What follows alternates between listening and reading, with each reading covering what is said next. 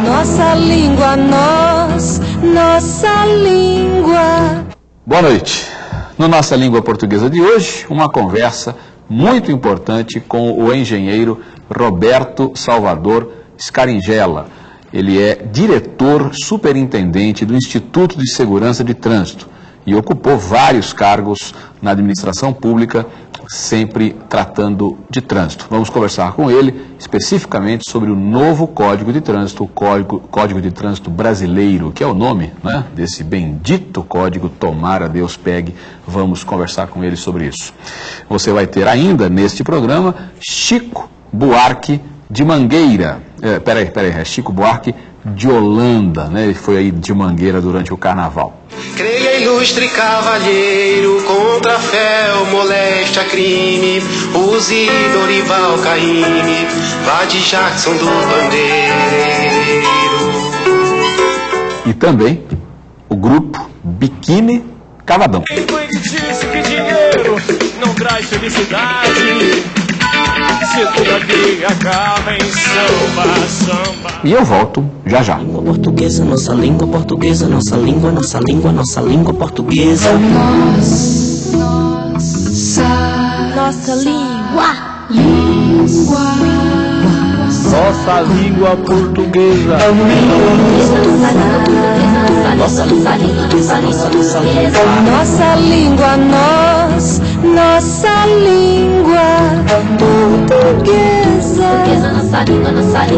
língua portuguesa. Nossa língua, nossa língua. Nós estamos aqui com o engenheiro Roberto Salvador Scaringella. A ficha dele aqui é imensa, é uma ficha boa, não é ficha ruim não. Ele é diretor superintendente do Instituto Nacional de Segurança no Trânsito, membro do Conselho Diretor da Associação Brasileira de Engenharia Automotiva e do Instituto de Qualidade Automotiva, e ocupou vários cargos aqui, que se eu falar aqui o programa acaba e eu não terminei a lista. Ele é o único especialista brasileiro a ingressar no Hall of Fame International dos Estados Unidos como personalidade mundial em segurança no trânsito, né? O engenheiro e jornalista também, né? O senhor me contava que foi um acidente na sua vida, mas o senhor é jornalista também, Roberto Scaringella.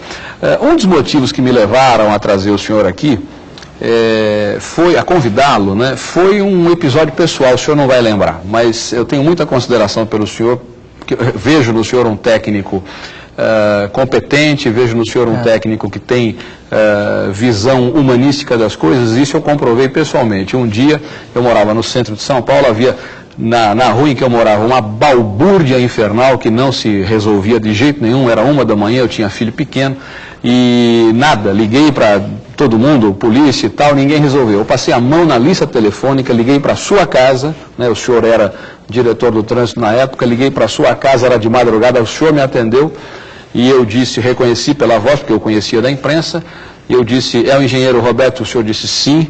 Eu falei, desculpe, o senhor devia estar dormindo, mas eu não, né? Não consigo, porque aqui é uma balbúrdia, por favor, tome uma providência. E 5 minutos depois, apareceu todo mundo ali, ligaram para minha casa, o doutor Roberto mandou resolver o seu problema. Achei isso maravilhoso, porque a função do técnico que presta serviço público é essa. Não sei se o senhor se lembra disso, né? Mas essa é a função. E senão, para quê, né? Para quê? A gente vai fazer outra coisa, né? Além disso, eu quero discutir com o senhor a questão do Código de Trânsito, né? Que está por aí. E antes de mais nada, Código de Trânsito, cidadania. Que relação a gente pode fazer de uma coisa com a outra? E colocando a língua no meio, né? Porque a língua, a gente sabe, tem a manifestação pelas palavras, mas também existe uma coisa chamada linguagem, né? Os símbolos do trânsito, toda essa dificuldade que é para o brasileiro respeitar essa simbologia, o que quer dizer uma placa, o que não é, o direito do outro, e tudo isso em relação a esse código. Como é que o senhor faria uma análise disso? Olha, a questão do trânsito é uma questão extremamente interessante mesmo. Porque não é um serviço público que o poder público tem que se esmerar e a performance desse serviço é exclusivamente em função da performance do poder público, que cuida da sinalização, dos semáforos, etc. O trânsito depende da performance de cada um de nós também, cada motorista e cada pedestre. O trânsito depende muito de uma comunicação. cada motorista precisa se comunicar com os outros motoristas avisando o que ele quer fazer. O poder público precisa se comunicar com esse motorista e com esse pedestre. Então, é preciso sempre ter presente que joga um papel extremamente importante a linguagem dessa comunicação. E a gente vê muitas vezes que as pessoas não estão suficientemente preparadas para esse tipo de linguagem. Até por um processo deficiente de habilitação de motoristas, ele não consegue identificar o significado claro de placas importantes. Nem sempre o poder público usa um tipo de comunicação adequado. Eu acho que tem uma parte dessa comunicação que é universal. Às vezes a gente vê essas faixas de pano com até orientação para os motoristas, mas há praticamente um discurso lá.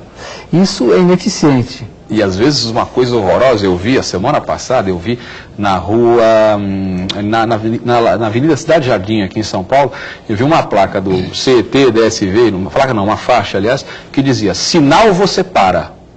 Sinal você para, ponto. A vida continua. Sinal você para. O que quer dizer sinal você para? Que língua é essa? Não sei, né? Também não sei que língua é essa. Porque em algumas esquinas, no poste, existe uma placa em que se lê a palavra pare, que só não entende quem não quer. E em outros postes, em outras esquinas, existe o famoso triângulo de cabeça para baixo, que pouca gente sabe significa existência de via preferencial adiante, que dá praticamente no mesmo que o pare, né? Quer dizer, o cidadão que vê essa placa precisa respeitar a via preferencial, ele não está na preferencial. Por que não se uniformiza isso?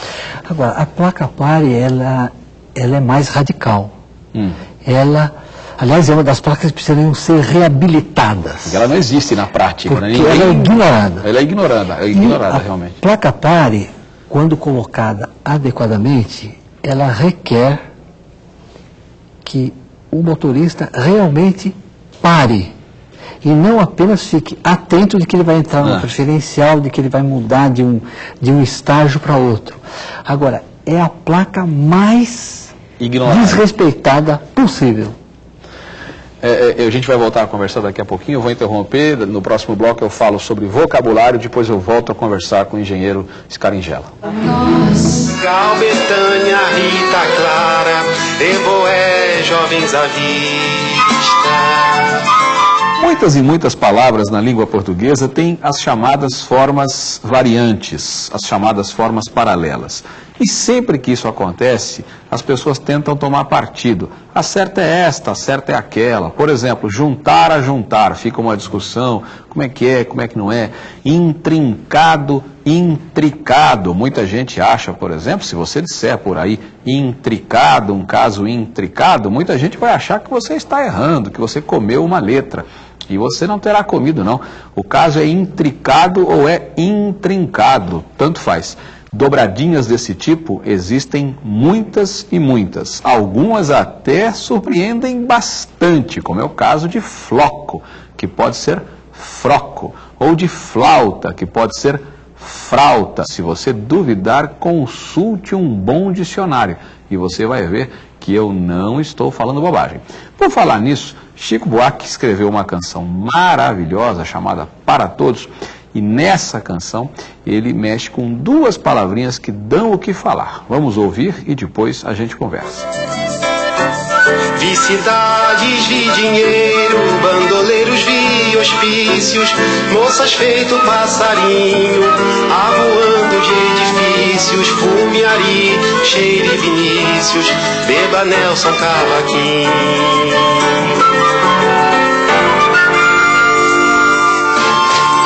O meu pai era paulista, meu avô pernambucano, o meu bisavô mineiro, meu tataravô baiano.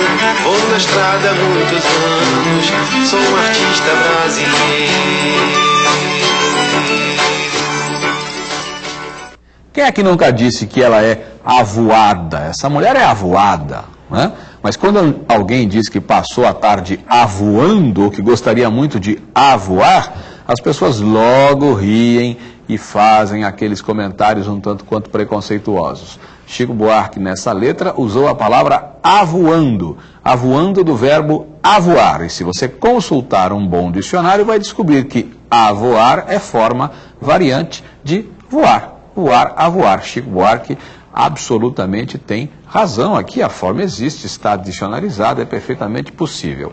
Agora, uma palavrinha que o Chico usou aí e que dá um bochicho danado é a palavra tataravô. E eu vou tentar ser claro, vou tentar porque a coisa é complicada. Existe o pai do pai é o avô, o pai do avô é bisavô e o pai do bisavô. O pai do bisavô popularmente é chamado de tataravô. Só que, se você procurar nos dicionários, você vai descobrir que existe o trisavô, que é o pai do bisavô. Tataravô é uma confusão. Por quê? Alguns dicionários dizem que tataravô é forma paralela de tetravô, tetra, 4, aquele que seria o pai do trisavô. Outros dicionários preferem aceitar aquilo que o povo fez no dia a dia, e o povo considera tataravô como o pai do bisavô. Então eu dizia que outros dicionários preferem dar à palavra tataravô esse sentido que o povo já deu, né? De trisavô, aquele que é o pai do bisavô. Que confusão, né? Então, se você não quiser de jeito nenhum se meter em confusão, pai, avô, bisavô, trisavô, tetravô, né? Essa seria a sequência. Tataravô, para alguns dicionários, vale como equivalente a trisavô, para outros dicionários é forma paralela equivalente a tetravô, que seria o pai do trisavô. Que confusão, né? O Chico preferiu usar aí a forma popular, que o povo usa, o povo considera, se você perguntar no meio da rua o que é tataravô, todo mundo vai fazer essa conta e vai dizer pai, avô, bisavô, tataravô. As pessoas ignoram o trisavô. É confuso, realmente é confuso. E cada um aí segue o que bem entender. Em termos de registro de dicionário, vale o que eu falei antes. É isso. Língua portuguesa, nossa língua, nossa língua, nossa língua portuguesa, nossa língua. Eu volto a conversar com o engenheiro Roberto Scaringella, especialista em trânsito, nessa coisa tão complicada que é trânsito no Brasil. Eu dizia a ele, antes de começarmos a gravar a entrevista, que existe sempre essa conversa de tenho orgulho de ser brasileiro, não tenho orgulho por isso, tenho vergonha por aquilo. Quando o assunto é trânsito, eu tenho vergonha de ser brasileiro. Né? Vergonha profunda, profunda, profunda. O senhor falava da placa de pare, da outra placa que indica a via preferencial. Por que o poder público trata tão mal essa questão da sinalização? Por exemplo, por que as placas de trânsito vêm escritas numa língua horrorosa, com acentos errados, com letras trocadas? Por que não existe um cuidado completo em relação a isso, desde a funcionalidade da placa até a correção da placa? Olha, eu acho o seguinte, normalmente esse trabalho é feito por engenheiros. E a gente sabe, eu digo isso muito à vontade, eu sou engenheiro também, que o engenheiro nem sempre dá uma importância que deveria ser dada à leitura, à linguagem.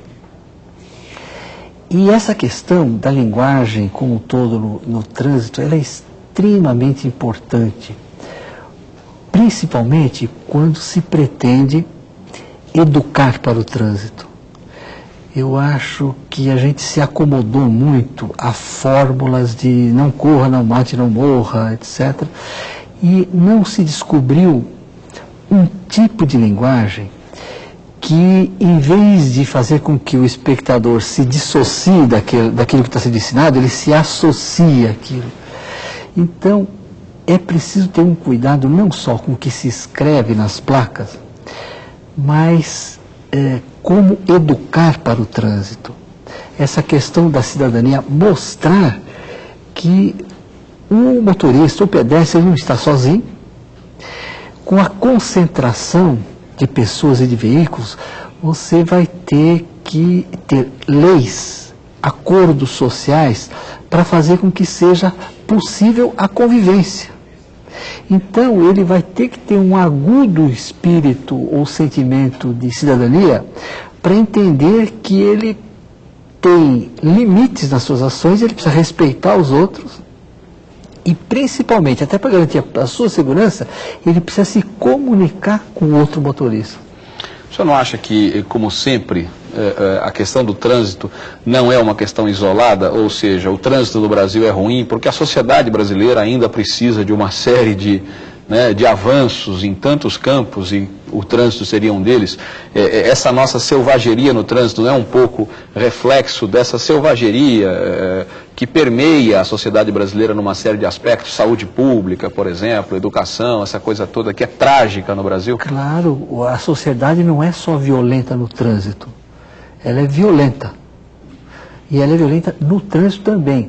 Agora, o que acontece normalmente é o seguinte, que numa situação de dificuldade de deslocamento, num meio extremamente viscoso, que aumenta a irritabilidade, que aumenta a ansiedade, que pode desencadear até atitudes violentas, o trânsito acaba sendo um fator desencadeante de atitudes de risco, de atitudes violentas. Mas isso acontece não gerado dentro do trânsito. Às vezes a questão é gerada fora do trânsito e acaba eclodindo no trânsito, porque realmente o indivíduo que pega um congestionamento na marginal, em que ele não tem como recuar ou sair, ele fica extremamente irritado, desgastado. Maluco, né, para falar a palavra certa. Exatamente. Então ele quer a primeira oportunidade de despejar a agressividade dele, ele vai despejar. O Brasil ainda é o campeão mundial de acidentes de trânsito ou não? Olha, eu acho o seguinte, que nós, infelizmente, somos os piores entre os melhores e talvez os melhores entre os piores. Por quê? Na Suécia, cada 20 mil veículos, cada grupo de 20 mil veículos por ano produz um morto no trânsito.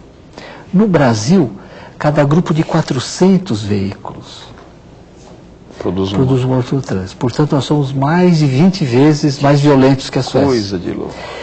E na Nigéria, cada 17 veículos produz um morto no trânsito. Então a violência é muito maior. Sim. Então eu acho que certamente alguns países africanos que têm uma tradição automobilística menor, sim, talvez um nível cultural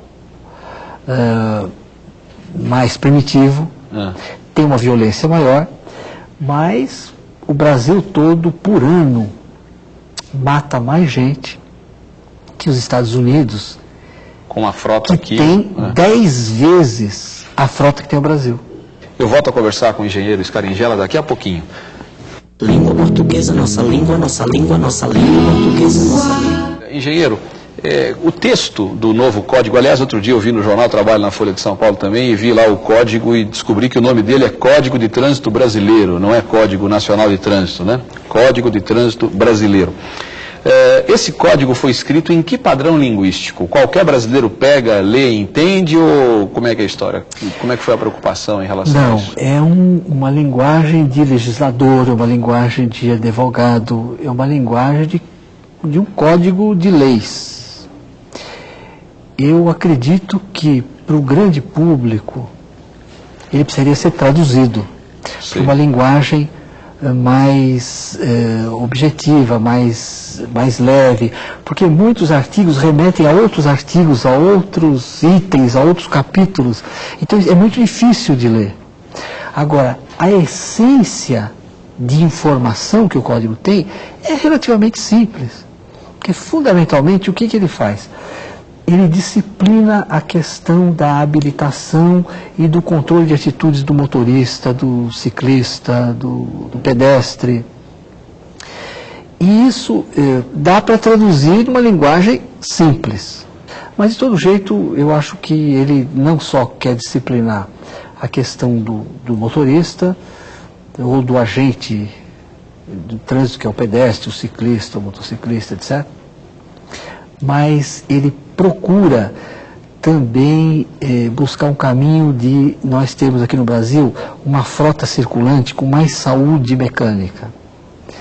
Então, ele exige que as pessoas cuidem melhor do carro e que o poder público só vá permitir o licenciamento do veículo depois dele ser analisado ou avaliado ou inspecionado do ponto de vista de segurança e de emissões também, que eu acho isso importante.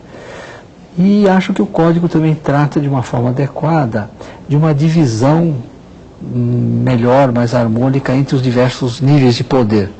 A municipalização do trânsito acho que foi uma conquista importante. A obrigatoriedade do poder público gastar em trânsito o dinheiro que é de trânsito, para não haver desvio de dinheiro de multa para construir outras coisas. Eu acho isso extremamente importante. E acredito que o novo código teve uma inspiração de ser um código a favor da segurança, ou dar mais importância à segurança no trânsito do que à fluidez. Eu acho isso extremamente importante. Como eu achei importante também o código não só ser uma lei que vai punir o motorista infrator, ele responsabiliza o pedestre, o motorista, o ciclista, o motociclista e principalmente o poder público. O grande desafio não é ou não foi tramitar durante 5 anos e ser aprovado e sancionado. O grande desafio vai ser implantar um novo código, porque ele não é implantável por geração espontânea. Sei. Automaticamente só mudou o valor da multa. Agora, a carteira provisória, o sistema de pontos, a Câmara de Compensação de Multas, a tecnologia de controle de tráfego, etc., ou se mobiliza vontade política, recurso financeiro, recurso humano, organização, ação continuada e entrosamento entre órgãos dos vários níveis de governo, ou a lei de trânsito vai ser uma lei que não vai pegar. O que é triste, né? Porque aquela velha história, tentamos, e quando existe a chance e a gente deixa a chance passar, depois numa nova tentativa fica sempre mais difícil e a gente acaba se acostumando até a essa barbárie, né? Essa verdadeira barbárie que é o trânsito brasileiro. Eu quero agradecer ao senhor imensamente, né? Fico muito feliz com a sua presença aqui, espero que os telespectadores tenham gostado do que o senhor disse e que aproveitem, né, todas as orientações do engenheiro. Muito obrigado. Obrigado. Eu sou o Zé Ninguém, aqui embaixo as leis são diferentes. De você eu gosto de você. As palavras são as mesmas, muda a ordem. Será que a frase de você eu gosto tem exatamente o mesmo sentido que a frase eu gosto de você? Se você espremer, o sentido é o mesmo, mas ninguém coloca as palavras numa certa ordem por acaso. Quando alguém diz de você eu gosto, querendo ou não, acaba ocorrendo o quê? Acaba ocorrendo ênfase para de você, para a expressão de você. Essa inversão na ordem gera mudança de foco, mudança de luz. Eu coloco todas as luzes em cima daquilo que está no começo, no caso de você. Note que de você eu gosto é um pouco diferente de eu gosto de você no que diz respeito àquilo que eu estou destacando. De você eu gosto, dela não. Né? É por aí. Então, em português é possível sim inverter a ordem das palavras numa frase, e essa inversão normalmente tem algum significado estilístico. Com essa inversão, eu enfatizo mais isso, mais aquilo. Vamos prestar atenção numa letra do grupo Biquíni Cavadão, Zé Ninguém é o nome da música. Veja se você descobre uma inversãozinha que existe aí na letra e qual é o efeito decorrente dessa inversão. Vamos lá. Quem foi que disse que a justiça tarda, mas não falha? Que se eu não for um bom menino, Deus vai me castigar. Os dias passam lentos, aos vezes seguem momentos. Cada dia eu levo um tiro, eu não sou ministro. Eu sou do povo, eu sou o Zé Ninguém. Aqui embaixo as leis são diferentes. Eu sou do povo, eu sou o Zé Ninguém. Você ouviu aí um trecho da canção Zé Ninguém, do grupo Biquíni Cavadão. E a letra diz a certa altura: os dias passam lentos, aos meses seguem os aumentos. Os dias passam lentos, aos meses seguem os aumentos. Note, aos meses. Aos, que é a mais os, a, que é preposição, certo? isso mostra que houve uma inversão na ordem, mas uma inversão com uma intenção muito clara. Qual é a inversão muito clara?